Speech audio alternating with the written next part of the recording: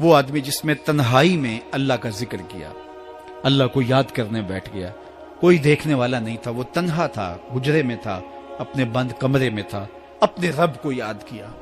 اللہ کی یاد کرتے کرتے اس کی آنکھوں سے آنسو ٹپکنے لگے، اس کی آنکھیں آنسو کا خراج دینے لگی۔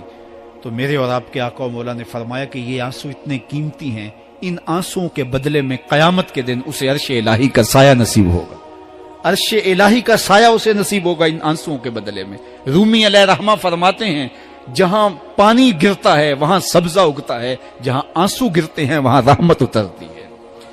تو اس لیے جو اللہ کی یاد میں رونے کا لطف ہے اور اللہ کی یاد میں آنسو بہانے کا اجر اور صلہ رکھا گیا ہے، یہ گناہوں کو دھو ڈالتا ہے، یہ اندر کی صفائی اور ستھرائی کا سبب اور ذریعہ ہے۔ میرے اور آپ کے آقا و مولا نے فرمایا راتوں کی تنہائیوں میں اٹھ کے قرآن پڑھا کرو اور قرآن پڑھتے ہوئے رویا کرو۔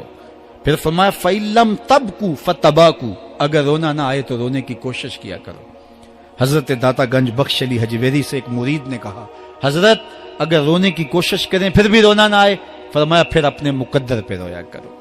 تم اتنے سنگ دل ہو گئے ہو کہ تمہاری آنکھیں آنسوں کا خراج نہیں دیتی۔ جو رونا نہیں جانتا وہ اللہ کی رحمتوں کو اور اللہ کی کرم نوازیوں کو کیسے سمیٹ پائے گا؟ بچہ روتا ہے تو ماں دودھ دیتی ہے، جب بندہ اللہ کی حضور الہاؤ زاری کرتا ہے، عجز کرتا ہے، انکساری کرتا ہے تو اللہ کی رحمتوں کو جوش آتا ہے اور اللہ تعالیٰ کی رحمتیں اس پہ برستی ہیں اور اس کے نہ صرف گناہ معاف ہوتے ہیں بلکہ اللہ تعالیٰ اس کے گناہوں کو بدل کے نیکیوں میں تبدیل کر دیتا ہے۔ ایک فقیر تھا، ملنگ درویش، اللہ کا بندہ، اس کی عادت یہ تھی کہ اپنے ڈیرے پہ آنے والوں کو کھلاتا، ان کو پلاتا، ان کی ضروریات کا خیال رکھتا، لیکن کو مالی آسودگیاں نہیں تھی۔ ہوتا یہ تھا کہ بعض اوقات لوگ آتے تو ادھار لے کر کے وہ لوگوں کو کھلا دیتا۔ خیر چونکہ فقیر کا مزاج یہ ہوتا ہے کہ لوگ آئیں اس کے ڈیرے سے کھائیں، بابا بلے شاہ نے بھی کہا تھا نا اٹ کھڑک کے دکڑ بجے تتا ہووے چلا، آن فقیر کھا کھا جاون راضی ہووے بلا۔ یہ فقیروں کا مزاج ہے، تو جو بھی آتا اس کے ڈیرے سے کھاتا اور وہ ادھار اٹھا اٹھا کے لوگوں کی ضروریات کو پورا کرتے رہتے۔ وقت آخر آ گیا، جن لوگوں نے ادھار دیا تھا وہ سارے تقاضا کرنے آ گئے۔ اب بابا جی کو کیا فکر لاحق ہے کہ یہ میرے مہمان اور میں ان کو کچھ پیش کرنے کی صلاحیت نہیں رکھتا۔ ایک بچہ تھا، وہ کچھ سامان بیچ رہا تھا، پتیسا بیچ رہا تھا یا کوئی اور چیز بیچ رہا تھا۔ اس نے گلی سے گزرتے ہوئے آواز لگائی، خادم کو کہے سے بلا کے لاؤ، کہا تم بیچ رہے ہو تو میرے مہمانوں کو کھلا دو۔ بچہ بڑا خوش ہوا کہ میں سارا دن گلیوں میں گھوم کے یہ پتیسا بیچنا تھا، اب یہ ایک جگہ ہی سارا فروخت ہو گیا تو یہ تو موج لگ گئی، میں جلدی گھر چلا جاؤں گا، میری ماں خوش ہوگی۔ تو سارا ان مہمانوں کو کھلا دیا گیا اور اس کے بعد کہا بابا جی پیسے؟ کہا تم بیٹھ جاؤ، جب ان کو ملیں گے تو تجھے بھی مل جائیں گے۔ وہ بیٹھ گیا، 2 4 10 منٹ بیٹھا تو بچہ تھا، پھر کھڑا ہو گیا، بابا جی پیسے؟ کہا جب ان کو ملیں گے تو تجھے بھی مل جائیں گے۔ پھر آدھا گھنٹہ گزرا تو پھر اس نے کہا بابا جی پیسے؟ میری ماں میرا انتظار کر رہی ہے، ہمارے گھر کا چولہا اسی سے جلتا ہے، میں یہ پیسے لے کر جاؤں گا اور میری ماں کوئی ہنڈیا خریدے گی اور ہم شام کا گھر کا کوئی سلسلہ کریں گے۔ کہا بیٹا جب ان کو ملے گا تو تجھے بھی مل جائے گا۔ بچے نے رونا شروع کر دیا، یتیم بچہ تھا، اس کا سارا آسرا یہی تھا، اس نے رونا شروع کر دیا۔ جب بچہ رویا اللہ کی رحمت کو جوش آیا۔ کوئی مرید نذرانہ لے کے ان بزرگوں کے پاس آ گیا اور اشرفیوں کی بھری ہوئی تھیلی پیش کی۔ وہ اتنے پیسے تھے کہ اس بچے کو بھی دیے، جتنے لوگ آئے تھے سب کا قرض چکایا، کہا جاؤ گھروں کو۔ تو سب نے کہا بابا جی ہم صبح سے بیٹھے ہوئے تھے تو یہ نذرانہ دینے والا صبح سے نہیں آیا تو اب کیسے آ گیا؟ کہا صبح سے تمہارے اندر کوئی رونے والا نہیں تھا، ایک رونے والا آیا تو باقیوں کا بھی کام بن گیا۔ بعض اوقات کسی ایک شخص کی وجہ سے باقیوں کی خطائیں بھی معاف ہوتی ہیں۔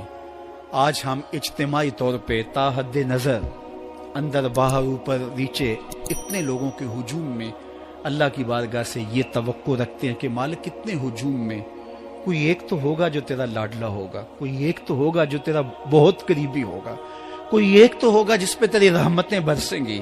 تو مالک اس کے صدقے سے ہماری خطائیں بھی معاف کر دے، ہمارے گناہ بھی معاف کر دے۔ کوئی ایک رونے والی آنکھ مل گئی تو باقیوں کا بھی کام بن جائے گا. اٹھ فریدا ستیا تے میلا ویکھن جا, وت کوئی بخشیا مل جاوے تے تو ہی بخشیا جا.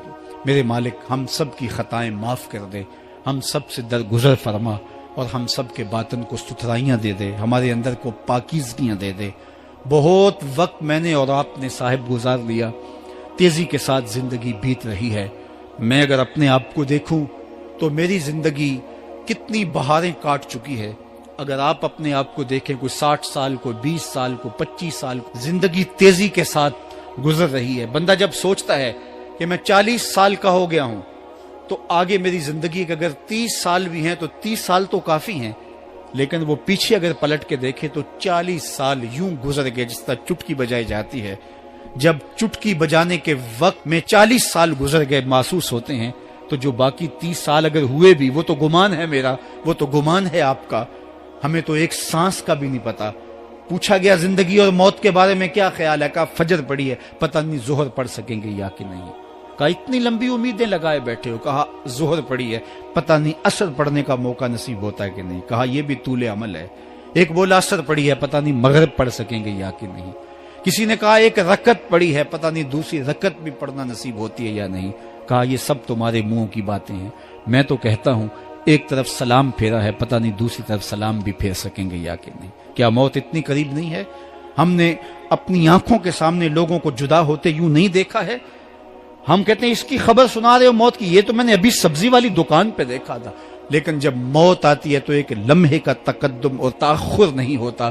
تو صاحب آئیے اپنی زندگی کو اللہ اور اس کے رسول کی راہوں پہ ڈالیں. آج وقت ہے, آج موقع ہے, آج توبہ کا دروازہ کھلا ہے. کل سب کچھ نہیں ہوگا. آج اس کی رحمتیں آواز دے رہی ہیں. آج وقت ہے, وقت پر کافی ہے ایک قطرہ بھی آب خوش ہنگام کا. جل گیا جب کھیت برسا می تو پھر کس کام کا. اب آئیے سنیے, اس کائنات کے اندر ہمیں وہ خواتین ملیں گی جو پردے کے پیچھے تھی, لیکن پردے کے سامنے ماں نہیں آئی, عبد القادر جیلانی آئے.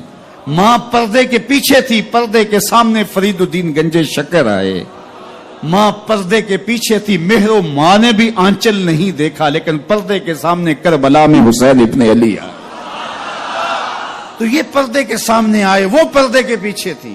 تو جب مائیں پردے کے پیچھے ہوں تو پھر بیٹے جو ہیں وہ پردے کے سامنے آ کے وہ نقش ثبت کرتے ہیں کہ جو لوگوں کے زندگی کے نقوش کو جو ہے وہ اجال دیتے ہیں اور تقدیر بدل دیتے ہیں. تو اس لیے ماؤں کی ذمہ داریاں گھر سنبھالنا ہے,